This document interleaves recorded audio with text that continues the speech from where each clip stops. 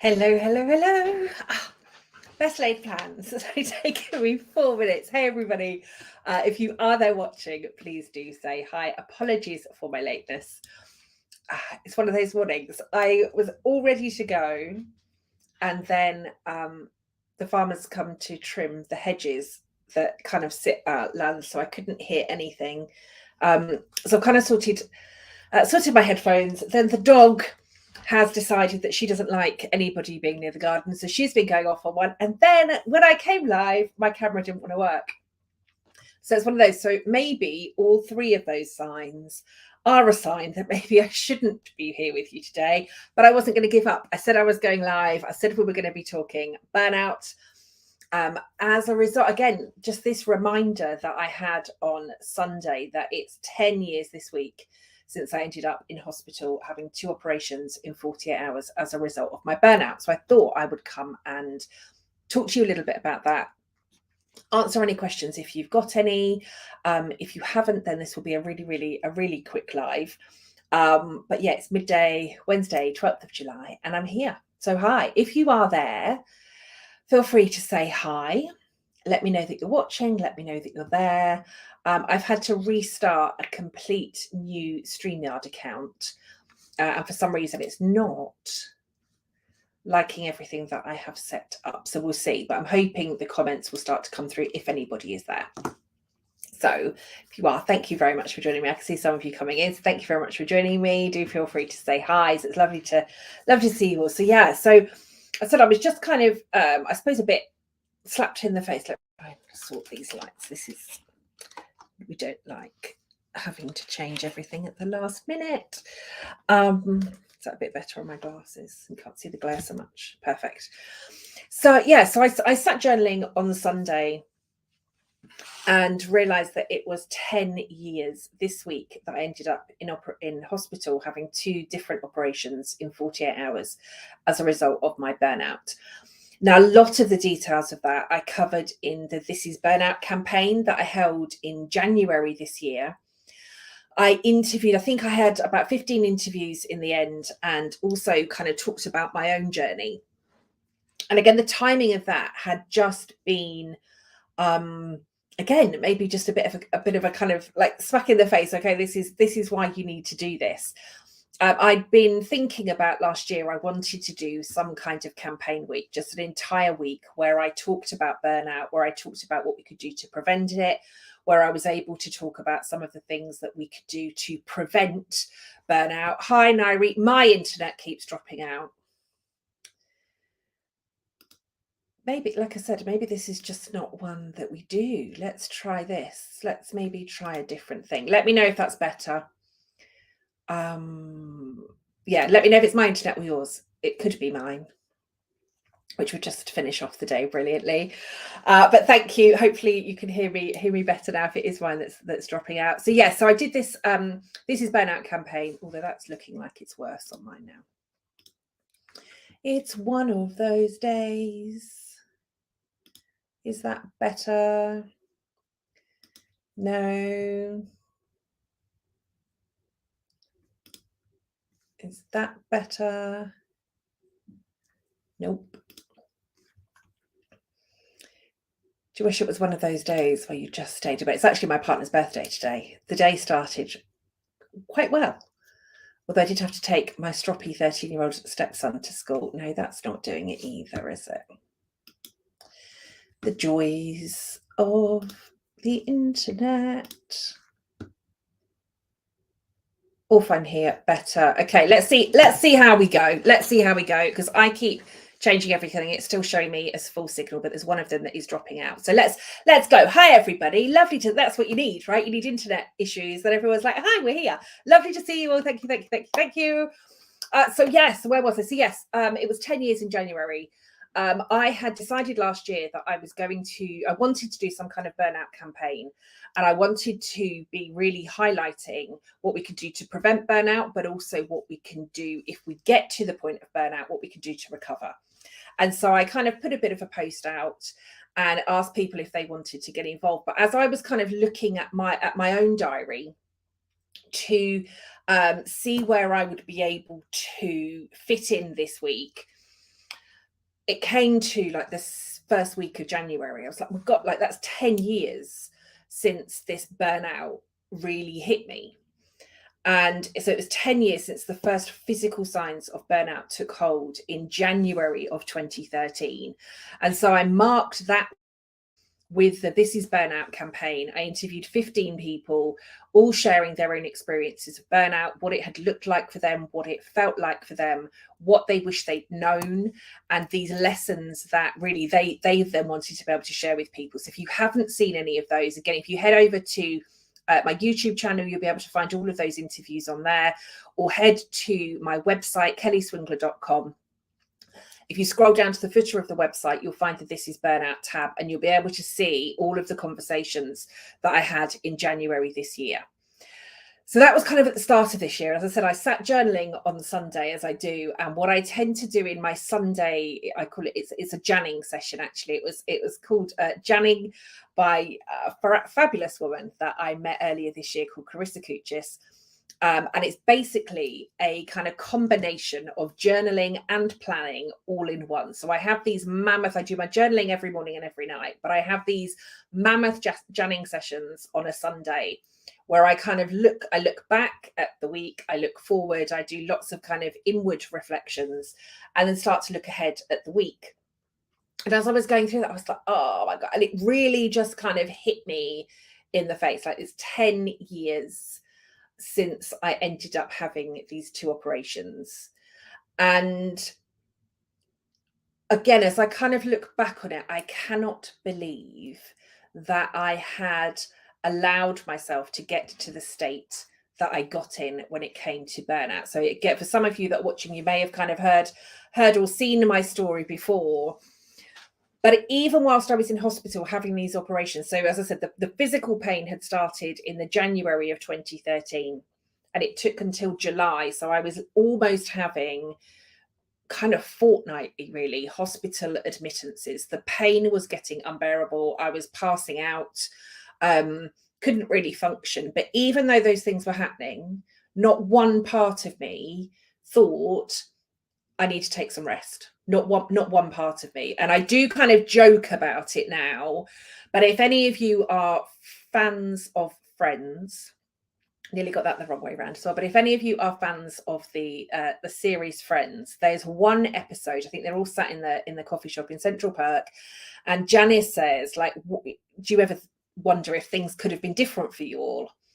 There's this one episode where Phoebe is this kind of high-powered exec, and she's got, the kind of power haircut and the power suit. She's chain smoking all over the place, and she's on her mobile phone, and she's kind of typing away on her laptop. And I really do joke about it now, but that was me. And all of these hospital admittances, at not one point did I think, I just need to take some time out. I just need to stop. I need to rest, and I need to get better. It wasn't in my conscience at all. There was not one part of me that was like, you need to take a rest. And other people around me were telling me, like my boss was telling me, my team was telling me, my family was telling me, my husband was telling me, my parents were telling me, my sons were telling me. But I couldn't see what they were saying the issue was. And this is something that is really, really common when it comes to burnout. And this is still where I feel we've still got a lot of education around burnout to do, because lots of people that have never experienced it just take a break. That's why I get really irritated, passionately irritated, but also extremely angered when I see people that are kind of putting all over their social media. We see them on LinkedIn all the time. I'm sure we'll start to see them a bit more over the summer, but it's posts that are like, I was so burnt out, so I took the weekend off, or I had a spa day, or I've just, decided that I needed a week away with the family, and I've come back and now everything is okay. And it's great that people are having time off, and it's great that people are having holidays, and it's great that people are having spa days. And it's not that irritates me. But what irritates me is that's not burnout. If you can go to a spa day and come back feeling better, or you take a weekend off and you feel amazing, or you have a week away with the family, it's like, all this cloud is lifted. It's not burnout. It might be exhaustion, it might be fatigue, it might be that you were experiencing a bit of stress, it might be that you're just downright knackered, it might be that you just needed a holiday, but it's not burnout. The closer we get to burnout, the more our brains go into this fight or flight mode. So we move from this primitive, I don't think I've got my, I have got my trusty little brain to hand. Here we go, peeps. So when we are kind of happy, calm, we're not stressed, and we're in the good levels of stress, right? So again, we need to highlight this. Stress, not all stress is bad for us. We need stress to get us out of bed in the morning, to get us motivated, to help us achieve our goals and our deadlines, to get us across the finish line, all of those things. It's when it becomes unhealthy levels of stress that we then need to start to worry. And burnout is chronic stress. So this is high levels of stress that has been going on for very, very long periods of time. That's when it's burnout. But what happens to our brains is, so when we are happy, healthy humans, everything's going brilliantly, we are operating from this intellectual part of our brain. So this kind of top part of our brain. This part here is our prefrontal cortex. This is the bit that we know as you. So this is the bit that we are using today in our interactions with each other. This part is connected to this intellectual part of our brain. This is where we kind of come up with all of the answers, and we find these positive solutions for everything. But as we get stressed, we move from this intellectual part of our brain, we move into this primitive part of our brain. And this is where all of these kind of chemical responses are. It's where all the patterns and behaviors are stored. So think of this as kind of your computer hard drive, right? Every time you go into a situation, your brain is flicking through this hard drive to say, what did we do last time? Okay, you did that last time to survive. Let's do that again. But it also is attached to this amygdala, which is our fight, flight, freeze response. Clearly, F's are an issue for me today. I have no idea why, but fight, flight, freeze response. So if we are in that chronic level, if we're in that chronic period of stress for a very, very long time, very, very high levels of stress, we can't come up with the answers. Now, of course, the intellectual answer, whilst I was literally being rushed in and out of hospital on a repeated basis because of the pain, the intellectual answer would have been stop. There is something seriously wrong here. Your body just keeps failing you. You're not functioning properly. You're not thinking. You're not doing any of this stuff. But I wasn't in the intellectual part. And this part here, this fight, flight, freeze, was the part that was keeping me going. This was the part that was like, you just got to keep on moving. And I kind of like, and it is our primitive brain, right? So if we kind of think back to caveman, cavewoman, cave person times, whilst we were out hunting, we were in that kind of fight or flight mode constantly on the lookout for dangers and wild animals. And, are our tribes or communities or villages going to be attacked? The primitive part of our brain really hasn't evolved since then. So, of course, if we had gone out hunting for our meal that day and all of a sudden we're faced with a wild animal, so our stress levels come up, what we're going to do, fight, flight, freeze, our brain isn't saying to us, do you know what, Kelly, now's the time that I think you just need to chill out, right? There may be a ton of wild animals over there, but let's just chill. Right, let's just all sit. We'll have a bit of a picnic. We'll do a little bit of sunbathing. We're just going to chill out and everything is going to be okay. Of course, that's not happening because our brain is right. There's the wild animals. And it's then either, isn't it? Kind of kill or be killed. The hunter becomes the hunted.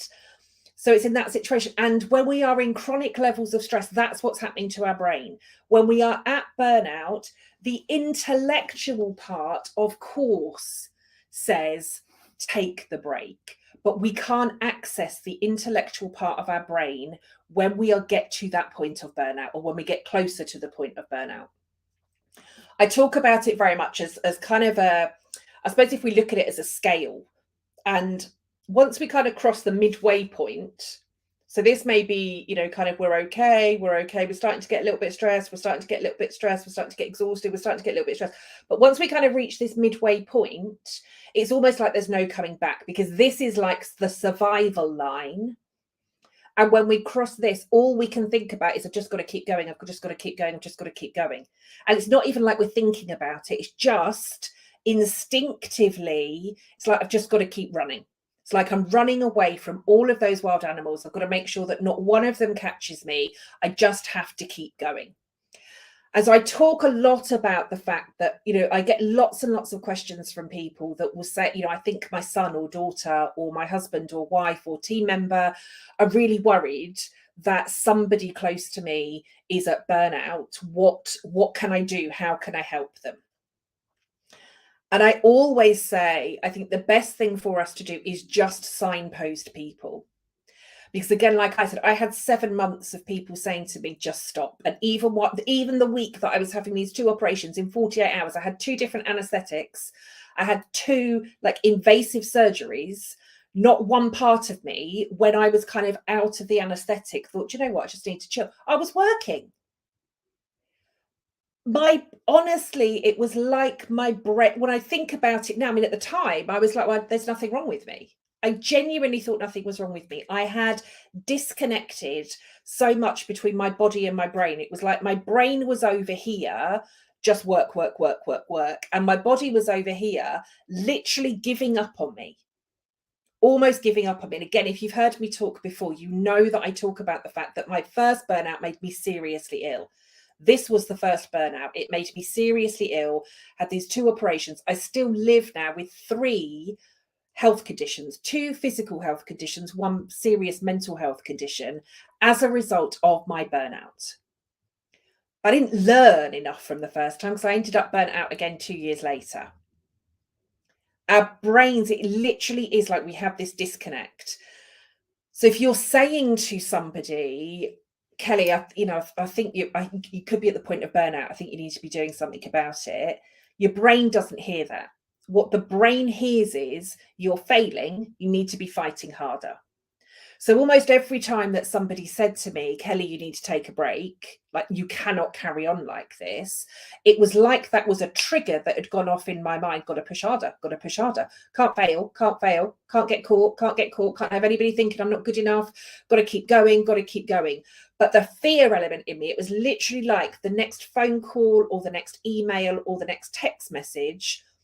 It was like, oh my God, like this is going to be the one where they catch me out, right? This is going to be the one where I'm going to be a fraud. This is going to be the one where they fire me. This is going to be the one where I'm sacked. This is going to be the one that they tell me I've made this huge mistake. It was that level of anxiety and stress every single day. And yet, if you'd have said to me, let's talk about your stress levels, I would have told you, because I did. I told all of the doctors and all of my family and everybody that I knew that I was not stressed. Because my head would not let me recognize that that's the point that I was at. As I said, I literally had disconnected. It was like my head was doing one thing and my body was just like going, like giving up. And the more my head was like, let's just keep going, let's just keep going, my body was like, okay, like we can't do this anymore. Like my body was literally giving up on me. But in my head, it was still, got to keep going, we've got to keep going. And so you'd think, as I said, you'd kind of think that these 2 operations in 48 hours would be enough to make me stop. And they still weren't. And it was whilst I was recovering from these 2 operations the following week, I had had a day at home, I think probably the first day that I'd had at home on my own. I'd been watching mind-numbing daytime TV. Now, if anybody remembers 10 years ago, daytime TV, it was literally like back-to-back daytime chat shows from kind of 9 o'clock in the morning right the way through. So, I'm talking like Jeremy Kyle, I'm talking, I don't know, Trisha, talking like Geraldo and Ricky Lake. Like I was watching them all. I'm lay on the sofa watching all this. So that in itself may have been enough to kind of tip me over the edge that day.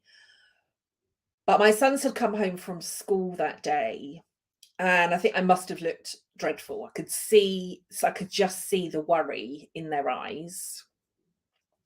And my response to them, which was my response really to everybody, and again, I'm going to kind of ask you a question related to this in a moment. But my initial response to my sons that day would be, okay, Mum's going to be back at work soon and everything is going to be fine. And their response, they were 12 at the time. I have twin sons. They're 12 years old. They came and sat on the coffee table next to the sofa. They took one look at each other and said, but we don't want you to go back to work, Mum, because your job is killing you. Now, that moment was the most gut-wrenching, stomach-wrenching, painful experience out of those whole 7 months. And even though my sons have been telling me for months how worried they were about me, something hadn't sunk in. But I think the week after these operations, I literally, like, I had no choice but to rest. And I think as I had allowed then my brain to start to switch off, and I'm sat watching this mind-numbing TV like an absolute zombie.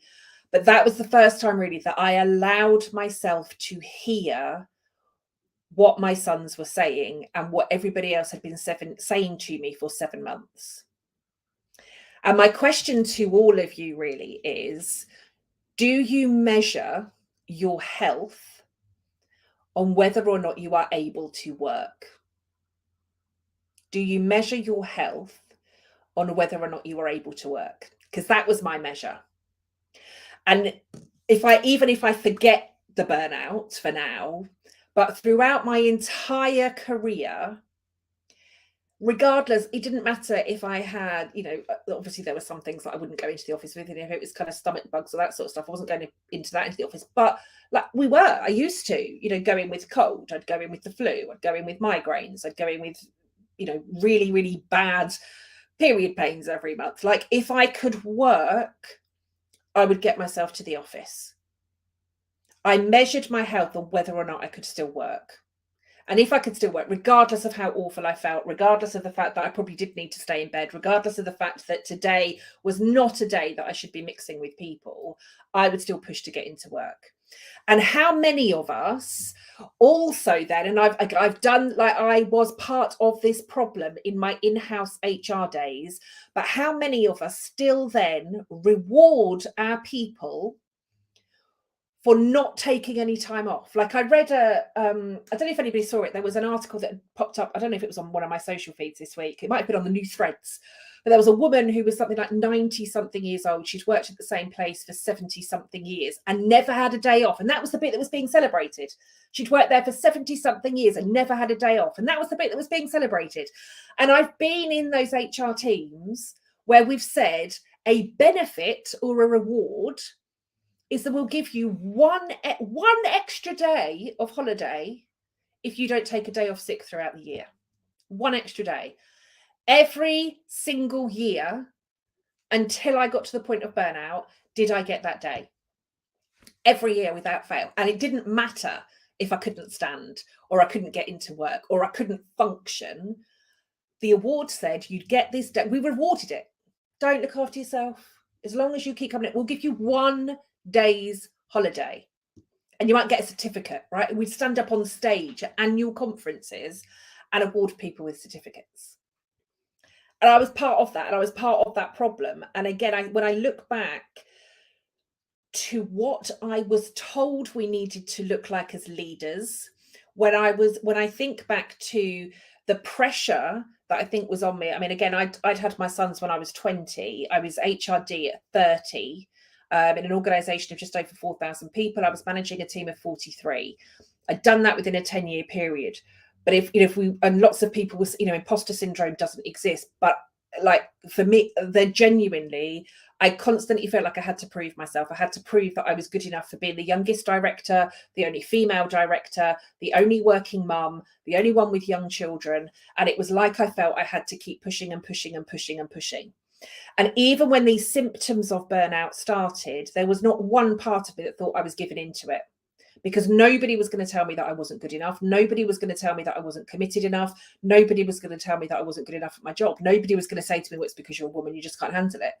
And so somewhere, all of this narrative in my head is what had kept me going. But I think, again, when I, coming back to my fabulous brain here, these patterns and behaviors, my previous patterns and behaviors had told me, doesn't matter how sick you get, if you can work, you get yourself to work.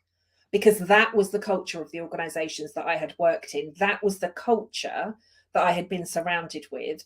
That was the culture that I was helping to continue going whilst as an HR director, because like, this is what we should be doing.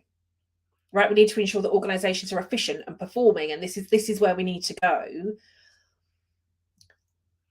And now I'm like, just like, no, absolutely no way. And so when I've been seeing things about, slightly off topic here, but I think when I've been seeing things about quiet quitting and all this crap that's been going on since 2020, it's not quiet quitting. It is people implementing boundaries that for the majority of their career, they have never felt able to implement. Because many of our workplaces have said to us, you never ever take a day off sick, you never put your family first, your health does not matter, we need you here doing the job. That's what most of our cultures have said, and that's what a lot of us have helped to continue to create within our jobs. Because that's what we've been told the role of HR was. That's what we were told we were there to do. And it's utter crap. I joined HR because I genuinely wanted to change the world of work. I joined HR because I wanted to stop this Monday to Friday dying that so many people go through on a weekly, daily basis. And my job almost ended up killing me. Like, this is the reality of it.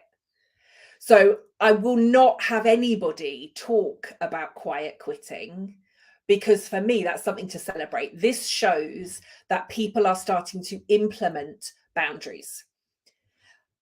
Yet, burnout numbers are still increasing. Burnout numbers are increasing still because not enough of us are putting those boundaries in place. But I also think loads of us have been kind of edging our way. Remember this kind of midway point? Most of us have been past this midway point since 2020. We just kept on going. And now we don't know how to stop. I see post after post after post and message after message about, like, I just can't switch off. I don't know how to stop. And is anybody worried about the fact that if they stop, they just won't get back up again? Like, there was a post that I saw the other day. Again, it may have been on Threads, but it was like this. I don't even know if she was a content creator, but I just saw this post, and she'd said something like I'm at severe burnout. I have no idea what I should be posting. Please give me some topics that you'd like me to talk about. And I'm like, if you're at burnout and your brain cannot think enough for you to create content that is your job, the question isn't, somebody give me some topics that you want me to talk about. The question is, why am I continuing to push myself to this point? And I'm going to continue flying this flag and banging this drum because, and I'm going to repeat it again, my first burnout made me seriously ill, and my second nearly killed me. And again, I'm extremely passionate about this. I had left the toxic workplace that had ultimately led me to the point of burnout. I'd left there after my first burnout, just not because of burnout, but actually my burnout had got me thinking that I just needed something different. I needed, I clearly wasn't going to get what I needed within this organization. And I heard myself say for the first time that I wanted to start my own company. And I genuinely thought I'd be a corporate lifer. Literally thought I'd be a corporate lifer, kind of collecting the gold carriage clock after 25 years. Genuinely thought that would be me. And I'm like, I'm going to start my own business. So I wanted to start this ethical consultancy, this ethical people consultancy that absolutely put people first in everything it did. I wanted to go back to the reason that I joined HR in the first place, which was to stop this Monday to Friday dying.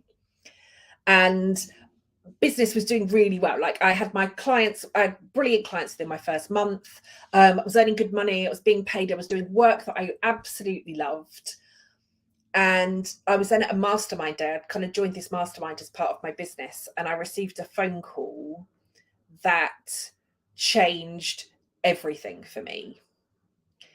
And that phone call basically said that the replacement HRD that had got into this organization had died in her sleep whilst away at a leadership residential. And this was a woman actually that I had worked alongside her for a number of months before I'd left. Nobody could understand that. It didn't seem that there were any underlying health issues with her. She just didn't wake up. And it was like, oh, wow. And I'm trying to process this. But then I received a phone call a couple of days later from somebody who'd been in the organization for a really, really long time, basically then saying, like, you weren't the first person to become ill in this organization. And if you've worked in corporate, or you've worked in organizations, or you work in HR or anything, we all know, right, that some people leave under a cloud.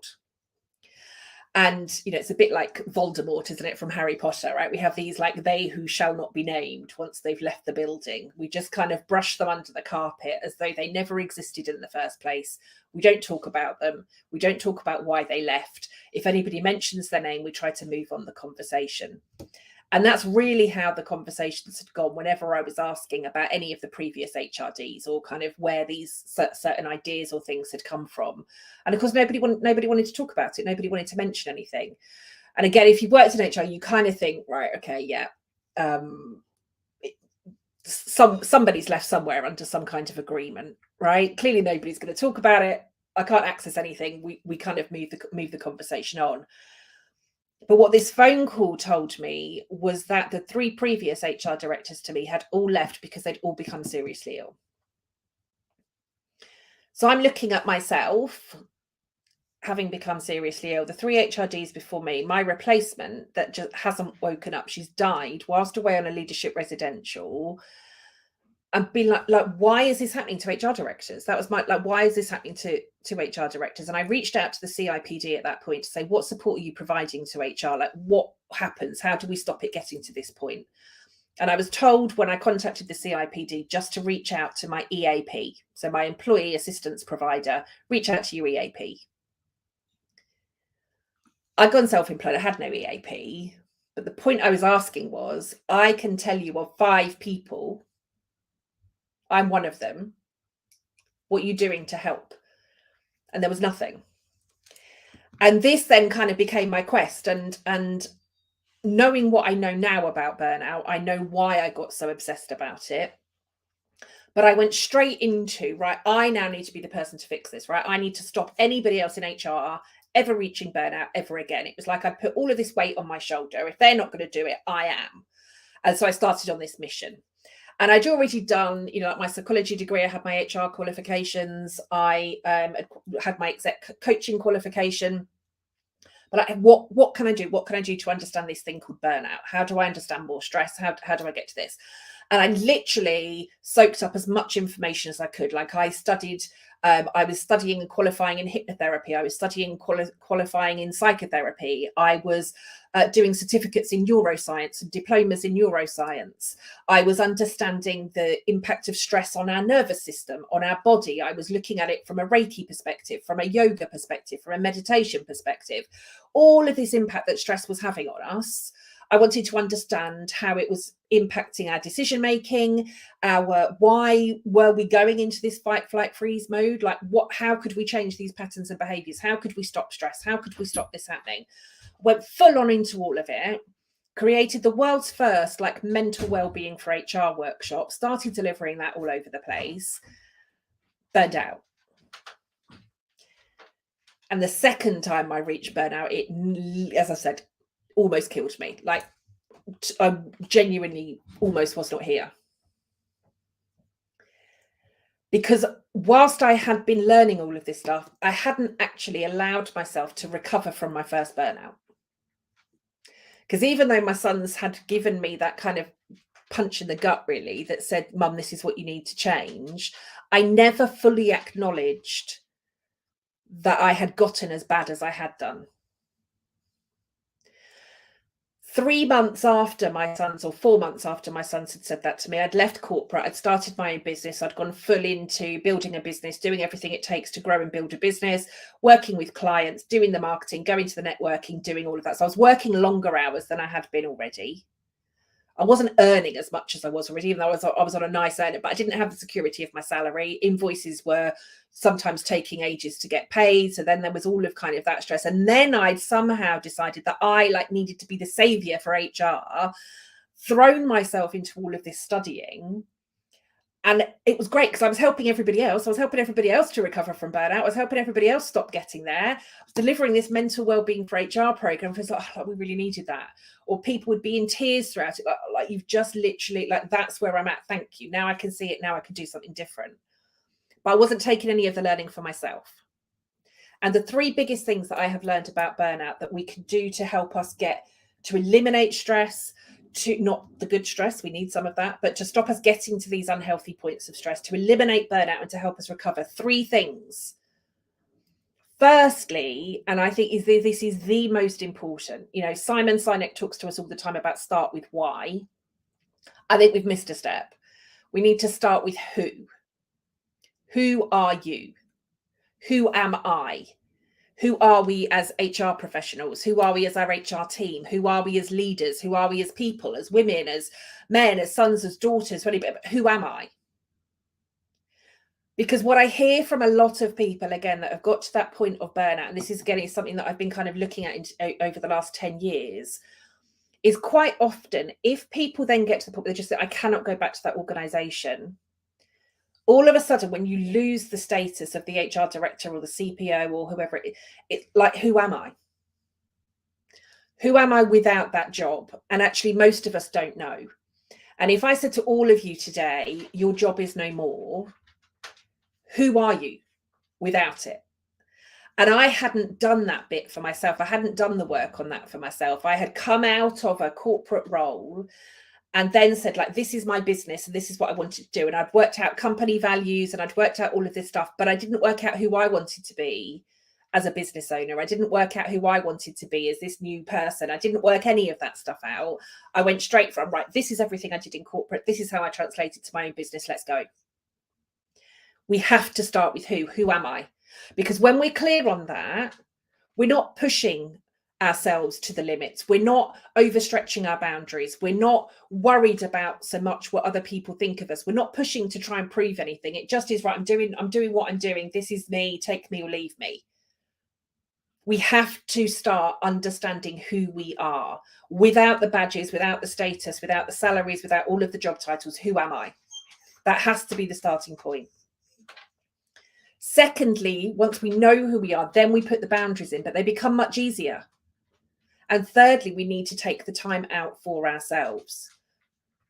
But if I said to you now, implement a boundary and start to take some time for yourself, you'd be, oh no, look, I can't possibly do that, because you don't know who you are, because you're probably too worried about what other people are thinking of you. Probably too worried about what's going on, probably too worried about loads and loads of other stuff. All of that stuff that you're worrying about starts to vanish when you get clear on who you are. That's what matters the most, not what anybody else thinks about you, not what your boss thinks about you, not what your team think about you, but we get told that that's what's important. And I genuinely believe, I've done, since then I've done like a master's in organizational change and development. I keep adding to all of my qualifications all of the time. I'm going to go in a minute because she's clearly not liking the garden in the garden. But all of those things that happen, if I genuinely believe we could change the workplace, we could eliminate burnout, we could revolutionize every single part of leadership development. If we stop talking about frameworks and building blocks and matrices and grids and all of that sort of stuff, if we just got people to understand who they are. Because we're more effective leaders when we lead from our true self. We're more effective people when we lead from our true self. We're more effective parents, lovers, friends, spouses, daughters. But we're just more effective, happier, healthier people when we understand who we are. And yet we don't tend to focus on that in our organizations. We focus on the technical skills that we need for a particular job, not interested in your personality, not interested in who you are, not interested in your personal life. I may kind of, talk to you on a Monday, like, hi, how was everything at the weekend? But do I really care? Like, sadly, that's what's happening, because not enough leaders know who they are. Not enough of us know who we are. And we could revolutionize the workplace, banish burnout for good, and create genuine, happy, healthy workplaces, not with all this kind of well-being washing rubbish, but we could change the world of work if every single one of us was focused on who am I? And we used our best skills and our best knowledge and our best understanding of ourselves to deliver the jobs that we want to do. And over the 10 years, that is the stuff that comes back to me over and over and over again. Who am I? Who are you? That has to be the starting point. And again, I'm not saying that is the only way, but in the 10 years that I've been doing this and the tens of thousands of people that I have spoken to this year alone, I have spoken to over 4,000 HR professionals just since January. We have to get clear on understanding who we are. And this is for all of our leaders, all of our people, Everything needs to start with who? She's going to go mad. I don't know if she's going to settle. We'll see.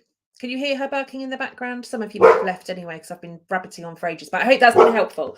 Let's see what some of you got. So some of you saying internet is great. Thank you. Caroline has said, thank you. Quiet quitting doesn't exist. People are just putting boundaries. Absolutely, Caroline. Without a shadow of a doubt. That's all it's about.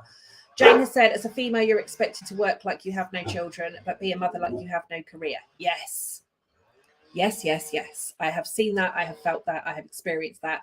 And I've seen it for lots of other people. And again, sadly, I've implemented crappy policies whilst in my in-house days that have just made that situation worse for lots and lots of working parents. And it absolutely shouldn't have been the case. I was also really brilliant in my in-house HR days. I don't know if you saw my kind of post a few weeks back, but like, don't be afraid to do things differently. Like, don't be afraid. Like, when you know, you just know that we need to be following a lot more of our gut. Like, I was talking about individualism in the workplace at like 2002. I scrapped annual performance appraisals in 2008. I started burning handbooks in 2010. 2013, so then reached burnout. I then started my business. I was doing amazing stuff in terms of HR change and HR transformation. Just amazing stuff. Then 2019, in my old consultancy, the consultancy that I left a couple of years ago, that I founded, like, we implemented 4-day working in 2019. Like, we had a 1-page handbook. There is amazing stuff that we could do. And I know, as leaders, as HR leaders, as HR professionals, I know the magic that every single one of you can create in the world of work. I know it. But again, lots of you, lots of us are not given the kind of, just not given the opportunity to show any of that, because again, most leaders don't know who they are. They lead through fear. They lead through process. They don't focus enough on the people. And until we start focusing enough on the people, we're never going to change the world of work. So I am, for today, I'm going to leave it there, unless anybody's got any questions. If you've got questions, fire them over. I'm happy to answer what there is, but I have rabbited on for ages. As I said, some of you may have just left me because I've been talking for ages. So if you don't have any questions, I'm just going to say goodbye. Thank you for listening. Thank you for joining. Thank you for getting involved. I'm going to go and sort the dog out and get on with everything else that I need to do for the rest of the day. But I'll say thank you for joining. She's now going to start barking frantically, so I'm going to take that as my cue. I'm going to say thank you very much for joining.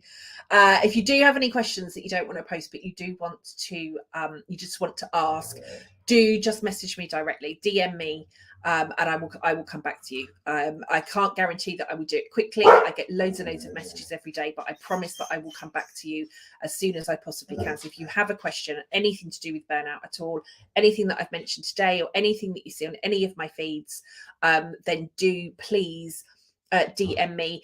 And if you want some resources, I have got more coming. I've got a brilliant resource that will be hopefully with you all next week. The 10 BS excuses that keep you stuck in the burnout cycle. That will be on my website from next week. But there's tons, and I've got tons of resources on the website. So head over to kellyswinkler.com. There's free resources. There's the podcast. There's the blogs. Everything that you could possibly want. As I said, there's more coming. So whatever it is that you might want, head over to kellyswinkler.com. You'll find all of that there. Any questions, DM me. As I said, I will come back to you. I just can't guarantee how quickly. But thank you all for joining. Have an incredible, incredible day. I'm going to do another live again next week. It's been a while, but I'll get that scheduled tomorrow. For whenever I've got space in my diary next week. I was going to say Monday, but I'm taking my mum out for lunch on Monday, so it won't be then. But have an amazing rest of the day. Have an amazing rest of the week. Thank you for joining, and I will hopefully see you all again next time.